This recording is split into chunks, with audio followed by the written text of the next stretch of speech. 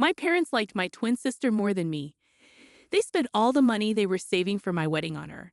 So I stopped talking to them after saying no to my mom's selfish request. I'm 23 years old and have a twin sister named Allison. We don't get along. Actually, we don't even talk. The same goes for my parents. We used to talk, even though they didn't treat me well. But for the past 2 years, I've stayed away from them, and they haven't tried to contact me until now. Allison is 12 minutes older than me, so she's automatically the favorite because she's older. My parents only wanted one child because that's what they had planned for, and they couldn't afford to raise two. But when they found out they were having twins, it was too late to change their plans, and mom didn't want to take any risks. I learned about this when I was in high school from my uncle, who was drunk at a Thanksgiving party. That was the day I gave up trying to make my parents like me. In those circumstances, they did the most typical thing. They had two children but chose to only love one, which happened to be Allison, not me. Since we were kids, the competition between me and Allison was intense.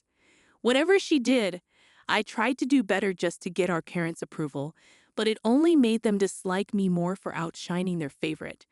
Honestly, Allison wasn't even that interested in being better than me. She just wanted people to praise her, so she pretended to care about our competition. I have to admit, she was skilled at manipulation, making people believe she was genuinely hurt when I outdid her. This resulted in many people validating her and putting me down to make her feel better. These people included my parents, some relatives, and even some classmates from high school. So in the end, I got good grades and participated in many activities to outshine my sister, while she received attention, validation, and sympathy from my parents and others because I was seen as the bad guy for overshadowing her. Looking back, I wouldn't change my achievements, but I do wish I had rubbed them in her face more. Then 2 years ago, we turned 21 and had both graduated. She graduated from a regular college, while I graduated from one of the top business schools in the state. Not only that, I was the valedictorian and had received a scholarship, which saved my parents a lot of money on my education. You might think I'm crazy, but I actually hoped my parents would be happy for me. Instead, they focused all their attention on Allison and her uncertain future because she had barely passed her studies. Both of us had moved back home, but while I was already working as an intern from home, Allison was struggling to find a job and facing rejection after rejection. My parents were more concerned about her, barely acknowledging my achievements or congratulating me. I wasn't surprised, but I was definitely disappointed. I tried to hide my feelings because I was still living with them and hadn't saved enough to move out yet, so I kept quiet about how hurt I was. But after our 21st birthday, I couldn't take it anymore. I expected them to do something special for us. But the day before our birthday, I found out they had all gone to the beach with Allison and her friends, leaving me alone at home with just a note and a $50 gift card. I felt utterly shattered. They had taken Allison on a beach trip while I got nothing but a brief note and a small gift.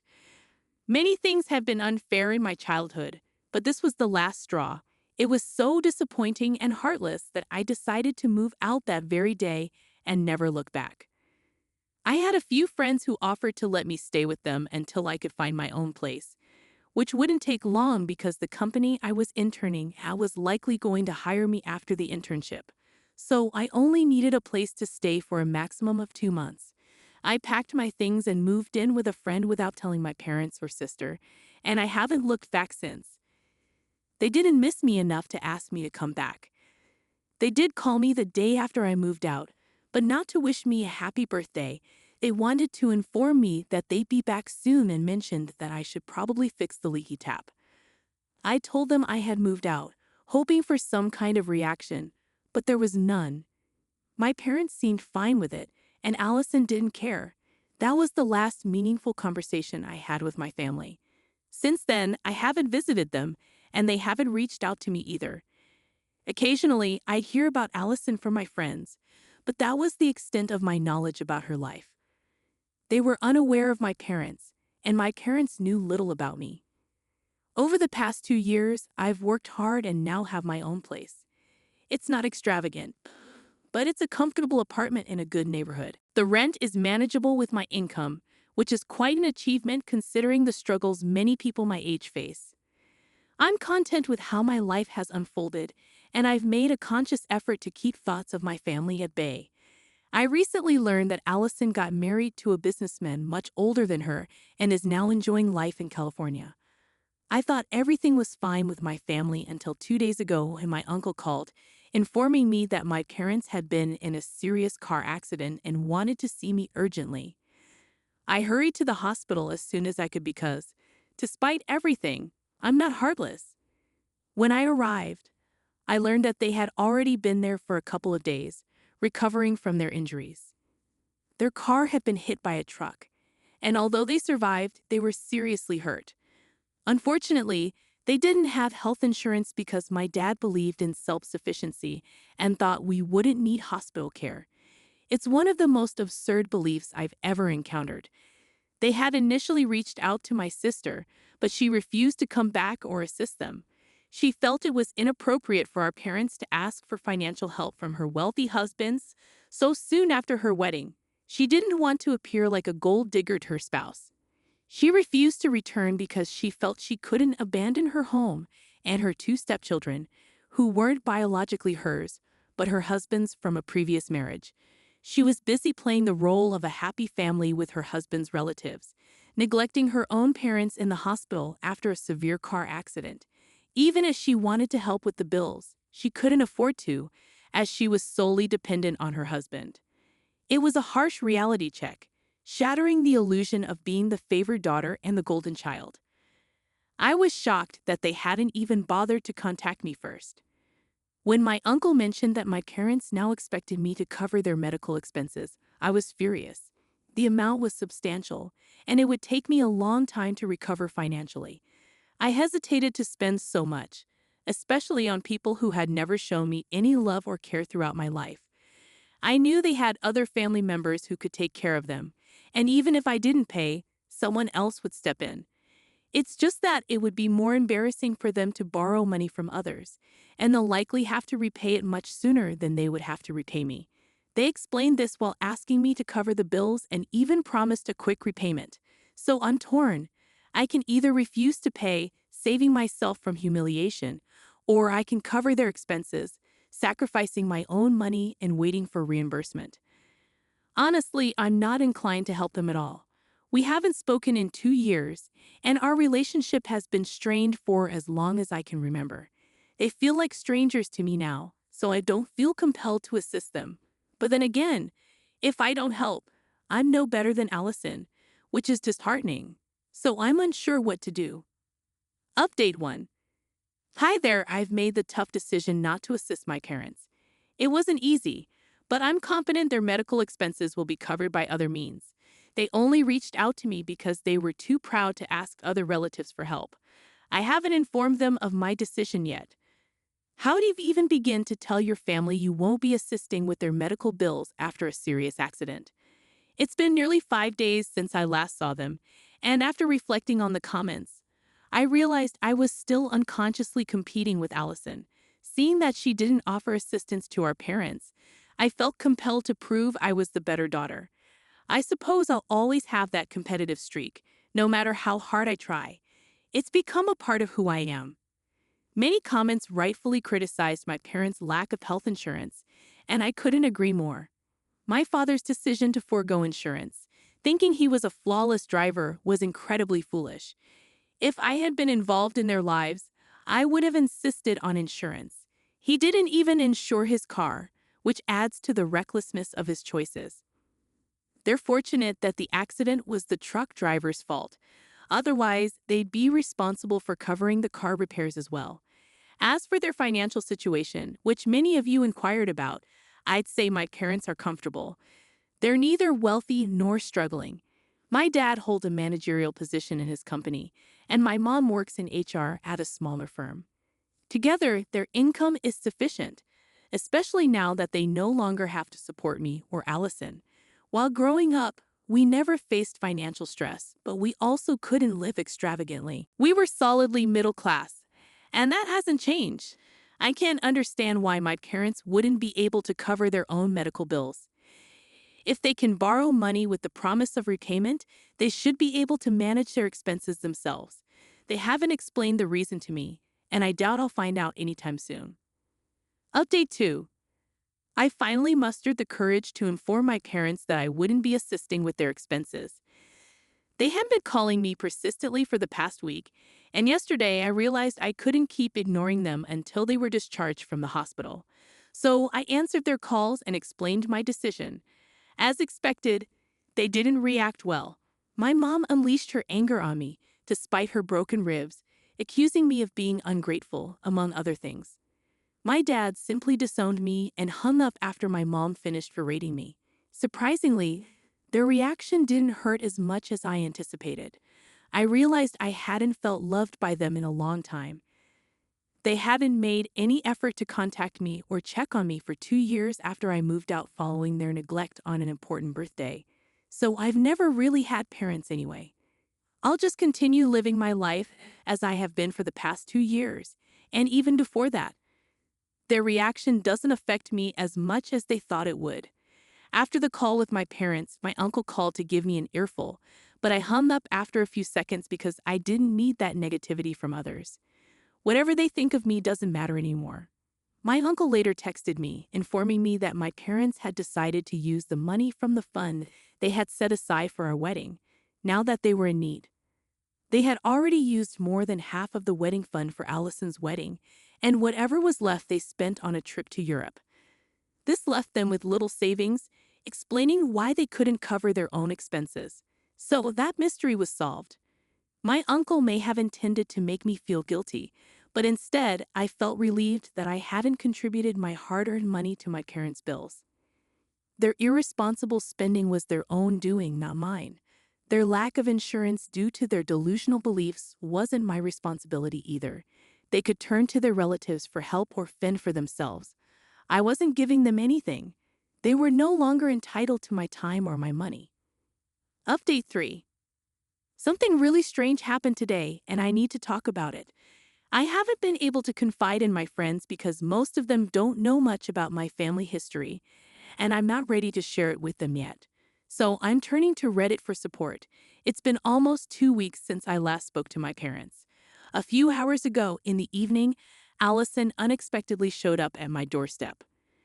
I was taken aback by her sudden visit, especially because I didn't think she knew where I lived. It turns out one of our old high school friends disclosed the neighborhood I lived in, and Allison went to great lengths to locate me, which was surprising given our strained relationship. She also looks and acts very differently from what I remembered.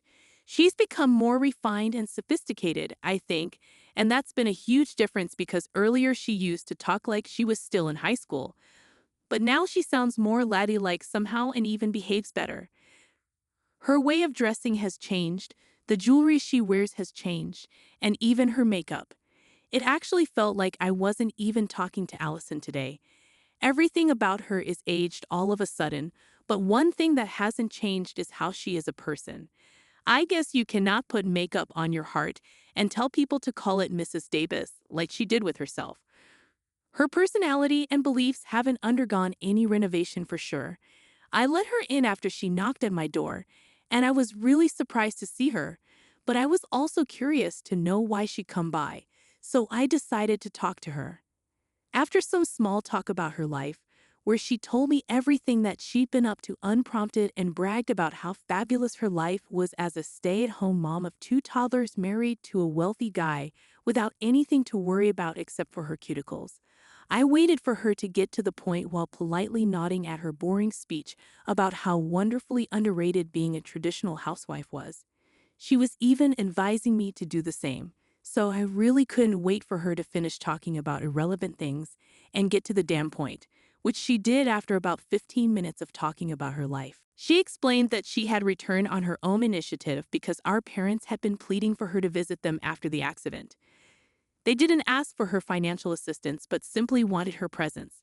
After 2 weeks, she finally decided to come back and thought it was also an opportunity to reconcile with me. However, things took a turn when she began venting about our parents' neediness and how they were disrespecting her new family. She complained about having to leave her two children with their nanny just to visit them, expressing frustration at being forced to choose between her parents and her own kids. I couldn't comprehend why she kept referring to her stepchildren as her own. She divulged a lot about her marriage and her husband, unsolicited. From what I gathered, it seemed like her husband had only married her to improve his chances of gaining partial custody of his children, which he successfully achieved. She believed he genuinely cared for her. He had been embroiled in a custody battle for some time, being a busy businessman unable to dedicate enough time to his children. His ex-wife used this against him until he announced his engagement, signaling stability, which swayed the court in his favor. Allison proudly recounted how she had stepped in to save these children, but to me, it seemed like her husband had manipulated her. Their relationship had barely lasted a year before he proposed, indicating that his motives might not have been purely romantic. It's unlikely that genuine love blossoms so quickly, especially after a divorce. Perhaps Allison was oblivious to this or chose to overlook it for financial security, content with being a glorified nanny to her husband's children. Furthermore, she resented her own parents for expecting her presence after their serious accident, feeling it encroached on her time with her new family.